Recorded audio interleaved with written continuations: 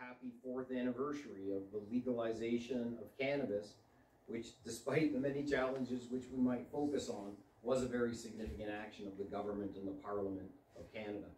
In May, we came to Ottawa for our Grass on the Hill event, and we signaled that there were significant challenges and needed urgent attention. We brought forward 5 big asks, which started with ask for help towards becoming more financially viable as a sector. We return not that many months later to a much more dire circumstance that is facing much of the regulated cannabis industry, putting a lot of the gains of cannabis and the significant investment made by producers of all sizes at considerable risk, and risks to the communities which in many cases they played a role in revitalizing. So we come to Ottawa to seek urgent attention to the matters at hand, and we bring practical solutions to the many government players and parties that we will participate with over the next couple of days. I'm so pleased that representatives of the cannabis industry from across our great and vast country are here today, and I'll be pleased to invite each of them to come forward and offer their perspective on the challenges of today's legalized cannabis environment in Canada. Roger, hello. My name is Dan Sutton. I'm the CEO and founder of Tantalus Labs. This is my 10th year in the Canadian cannabis industry, starting from medical cannabis. I'm also the founder of a movement called Stand for Craft, an organization representing 40 small to medium enterprises, micro cultivators, and independently owned and operated small businesses across Canada. It's no exaggeration to say that unfortunately, all businesses of any size, inside the cannabis industry today, are systemically absent. This is an industry that cannot pay its own bills and cannot make ends meet. The root of this issue stems from an overly burdensome obligation towards excise tax, regulatory fees, and cost of compliance. A cost of compliance that is not borne by our largest competitor in this market, the illicit cannabis has thrived in Canada for the last 50 years. This is a competitor that does not bear costs associated with lab testing quality. It can deliver within 20 minutes to any city and town across the country, and we are here with no short of an emergency crisis ask to reevaluate and reassess the way we tax and burden our small businesses in this cannabis, and hopefully to provide a brighter future for many and continue to build the back of this industry and small businesses across the world. Thank you so much. Thank you, George. Thank you, Dan. I'd like to take this opportunity. Firstly, my name is Mark Repa, and I'm the resident of AD Laboratories located in Hamilton.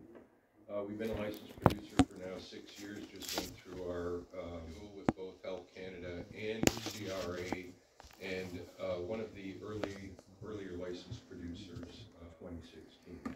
I would like to just stress a little bit further to George's point about urgency. We had a Grass on the Hill 6 months ago, and at that time we were in emergency. We spoke to a variety of government officials. The past 6 months has created a further urgency. Frankly, has put our survival mode. We're a company that is a producer that is selling all our product in the provinces, but are burdened by excessive excise tax implemented at the time of regulation, recreational legalization 4 years ago.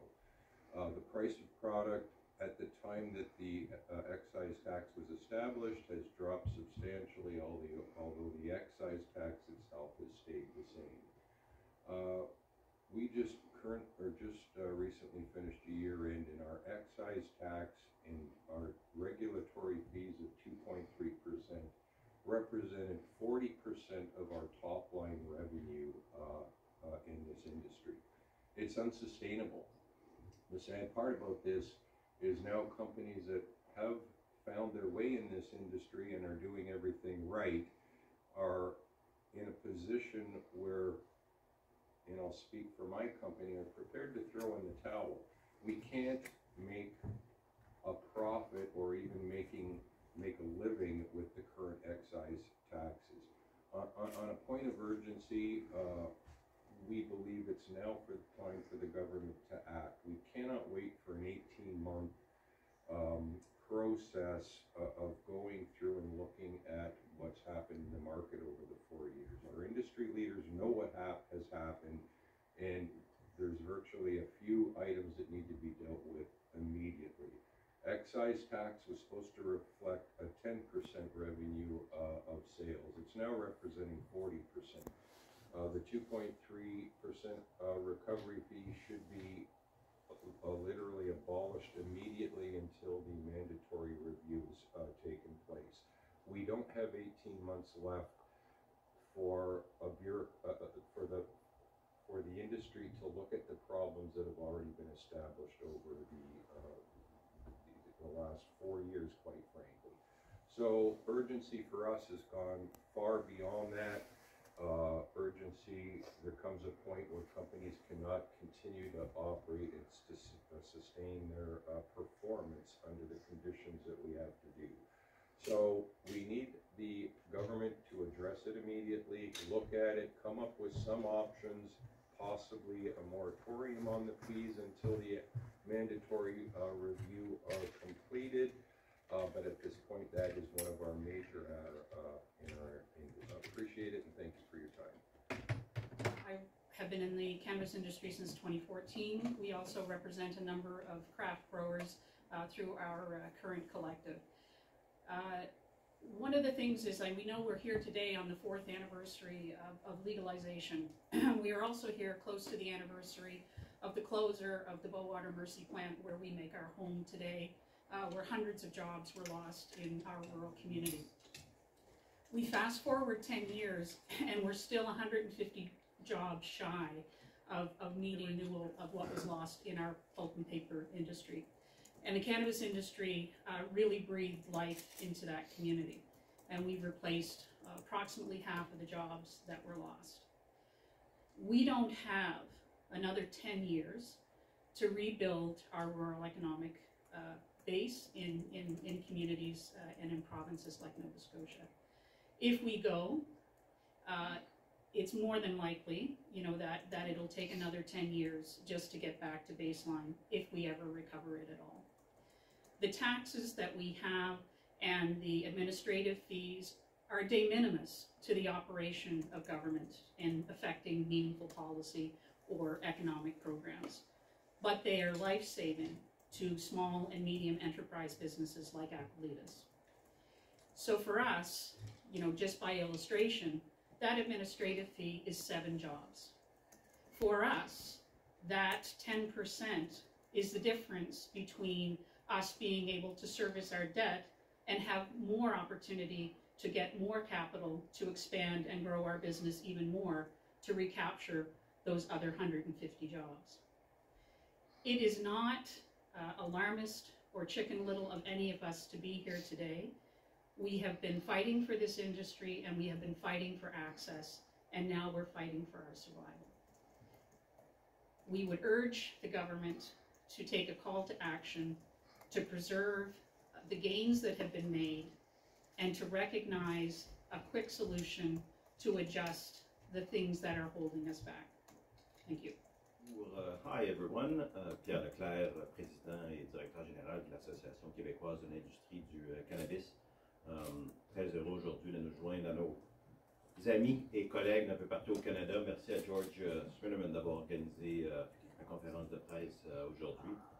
Ça fait un peu plus d'1 an maintenant que je suis arrivé à l'Association québécoise de l'industrie du cannabis, et force est de constater que les piliers, les prémices et les principes initiaux de la légalisation à l'heure actuelle sont en voie d'être, on est en voie enfin d'échapper aux dits principes.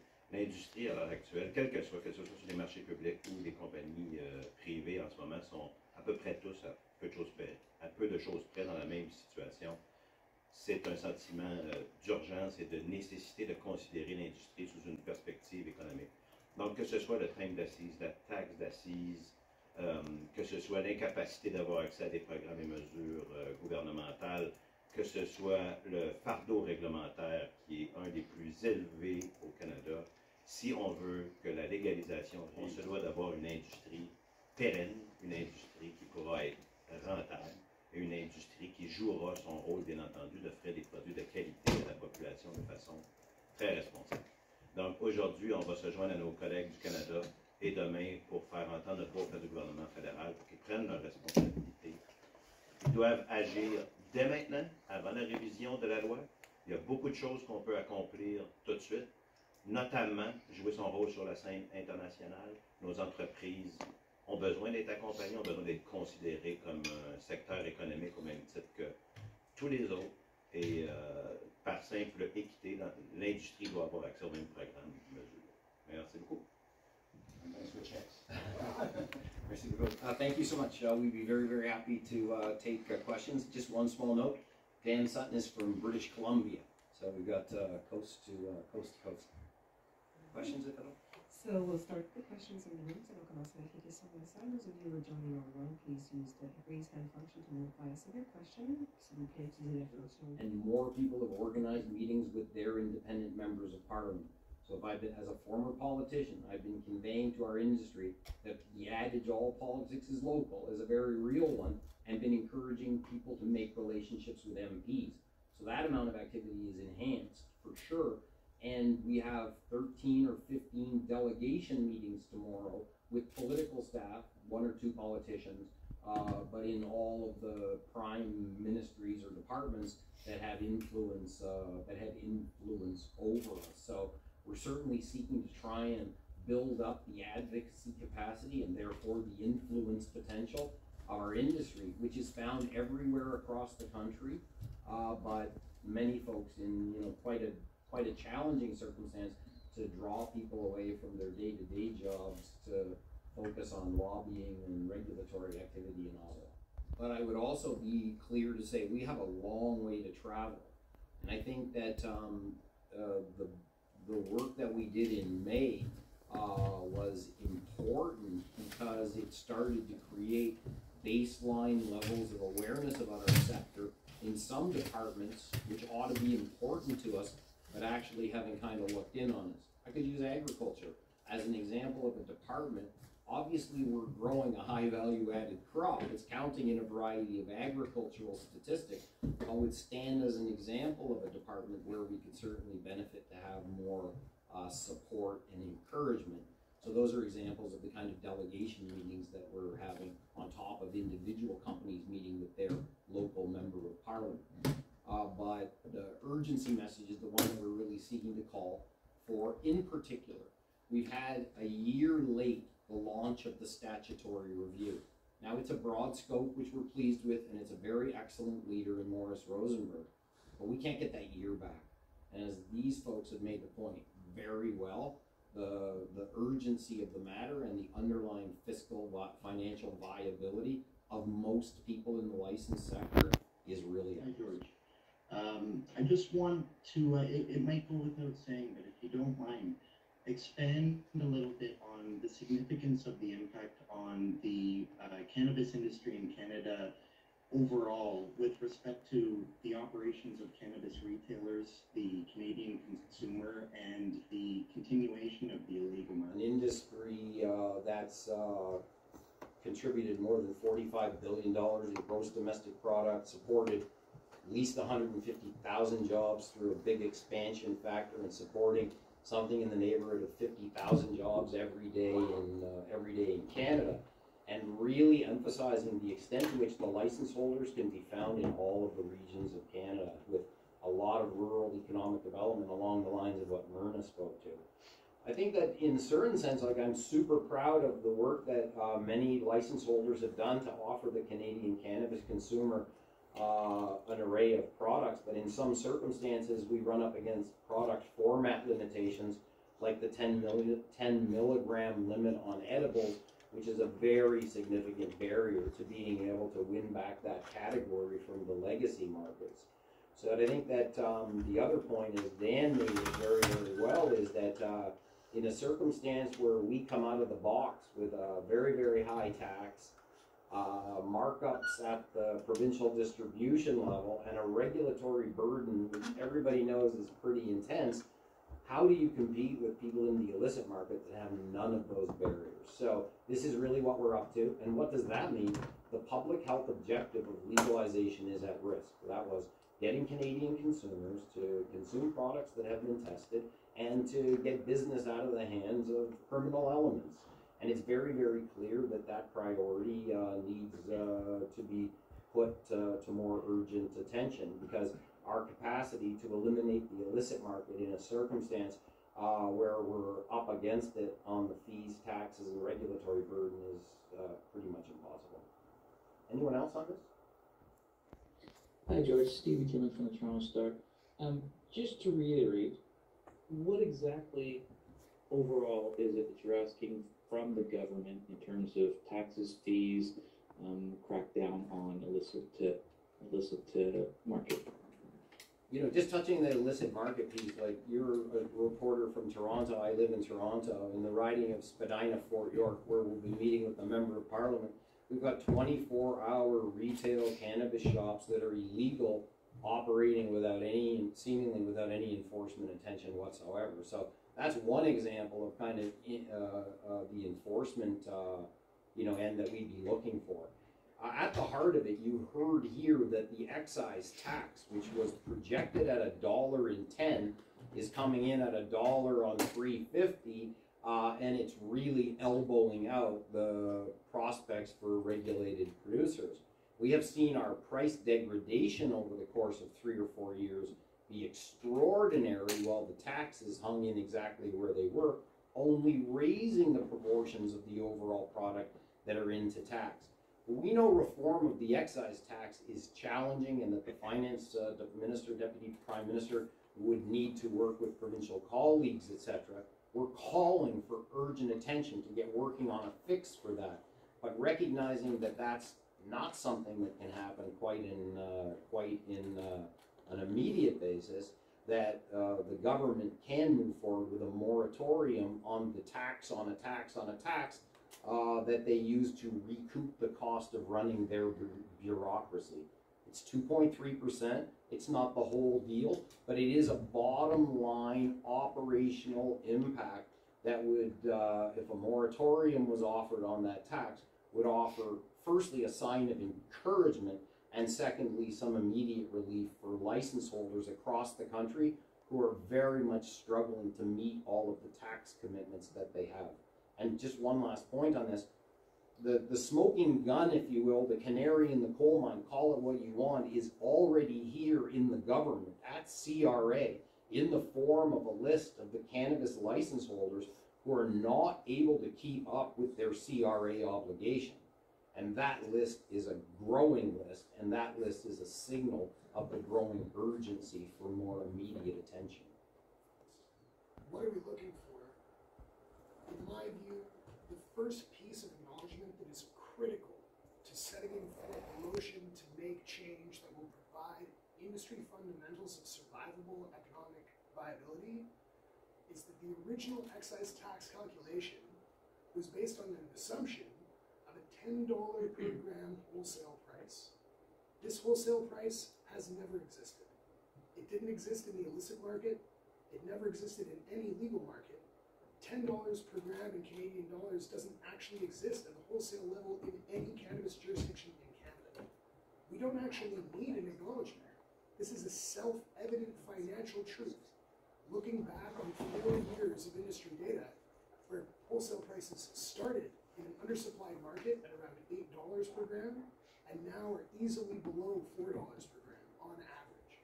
Until we recognize that that excise assumption was based on limited data and a miscalculation, we will not be able to move forward to create an excise program that allows for long-term taxation maximization, ultimately, bringing in the most revenue feasible from a self-sustaining and functional industry. And that's the first step. Thank you. Moratorium on exactly. Just clarify that for me, please. Dan was speaking to the structural problem that exists with the excise tax, which was premised on a $10 gram that doesn't exist, and we've got that locked in. That, we agree, needs immediate attention. Health Canada has a different tax that they apply to us of 2.3%. And we know, because we saw for a brief period in COVID, that they have the opportunity to stop collecting that tax. And what we're saying is we need them as a first sign of awareness of the urgency to instate a moratorium with respect to the collection of that tax, at least pending perspective that they might gain from either the statutory review process, which has been launched recently, or the industry strategy table, which they've initiated and that is coming to life. So we put a signal around that 2.3% regulatory tax at Health Canada, because we know it's within the government's capability to move rapidly to offer some form of relief with respect to introducing a moratorium. Hi, George. David Brown, Strachan. Given the dire nature of the industry with the high rate of taxation, could you give an estimation of how many companies in, say, the next 14 months you would estimate might go under due to this high level of taxation? You know, David, you know a lot of these, full compliment to you from your work in British Columbia with a lot of producers, so you know the story very, very well. I hate, like, it just shakes me to even think about a projection of the number of companies that might be lost. But I sure have talked to a lot of companies in the last week or two that told me two things. Firstly, don't expect me to be around for a 5th anniversary if the current circumstances prevail. And although I wanted to come and be with you in Ottawa knocking on doors, I'm here struggling to try to find capital to keep the wheels turning in my existing business and meet the payroll obligations to my employees. So I hate to guess, David. I could say that, like I mentioned before, I think people should look to ask the CRA what's the data look like right now. Because as I understand it, about half of all of the cannabis companies that have a number, a CRA number to send funds in, are behind on that. I have to say that's a very, very bad leading indicator of just how tough it is out there. I don't think many of us in our personal or business lives live easily with unpaid, payables to government and the like. So I think this is really a stark reflection on just how challenging the circumstance is for the many, many people that have invested everything that they have in this industry. Thanks, George, and thanks, David. And we can acknowledge that this is already happening right now. Over half of all CCAA filings in Canada in the last 6 months, in the first 6 months of 2022, were from the cannabis industry. So this is already going on. Stanford Craft did a survey that was updated in March of 2022, where 60% of respondents, a subset of 40 small to medium enterprises and micros, 60% of those businesses suggested that they did not have 12 months of runway left. So this is nothing short of an emergency in small business in Canada.